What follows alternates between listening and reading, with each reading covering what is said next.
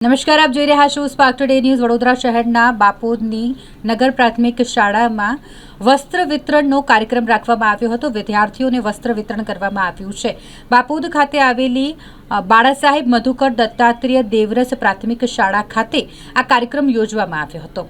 વડોદરા શહેરના સાંસદ ડોક્ટર હેમાંગ જોશીના સૌજન્યથી ખાસ શ્રી સ્વામી ફાઉન્ડેશનના શનિ સ્વામી અને વિરાજ સ્વામી દ્વારા નવરાત્રિનો પાવન અવસર ચાલી રહ્યો હોય માટે આ વસ્ત્ર વિતરણ કરવામાં આવ્યું હતું, જે અંતર્ગત વિદ્યાર્થીઓને વસ્ત્રનું વિતરણ કરવામાં આવ્યું છે। આ દરમિયાન નગર પ્રાથમિક શિક્ષણ સમિતિના ઉપાધ્યક્ષ અંજનાબેન, તેમની સાથે સ્થાનિક કાઉન્સિલર ડોક્ટર હિતેન્દ્ર પટેલ અને અન્ય મહાનુભાવો ઉપસ્થિત રહ્યા હતા। સંસ્થાના જે તમામ મેમ્બર્સ છે તેઓએ પણ હાજરી આપી હતી।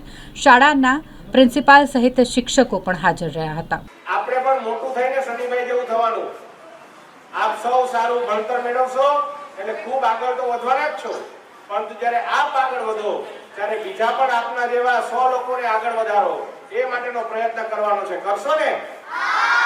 બધા જીવનમાં આગળ વધીને આવી સેવાની પ્રવૃત્તિઓ કરતા રહેશો ને? બસ તો એકવાર બે હાથ ઊંચા કરીને બોલો, ભારત માતા કી જય। બાળાસાહેબ મધુકર દત્તાત્રેય પ્રાથમિક શાળા બાપોદ ખાતે શ્રી સ્વામી ફાઉન્ડેશન તથા શાળાના સૌજન્યથી આજે બાળકોમાં આગામી દિવસોમાં નવરાત્રિનો તહેવાર હોય ત્યારે બાળકોમાં સંસ્થામાં તૈયાર થયેલ વસ્ત્રોનું આજને વિતરણ કરવામાં આવ્યું હતું।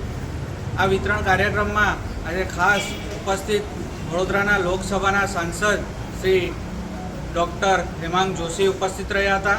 સાથે સાથે સમિતિના ઉપાધ્યક્ષ અંજનાબેન તથા વિસ્તારના જ કાઉન્સિલર હિતેન્દ્રભાઈ પટેલ પણ હાજર રહ્યા હતા।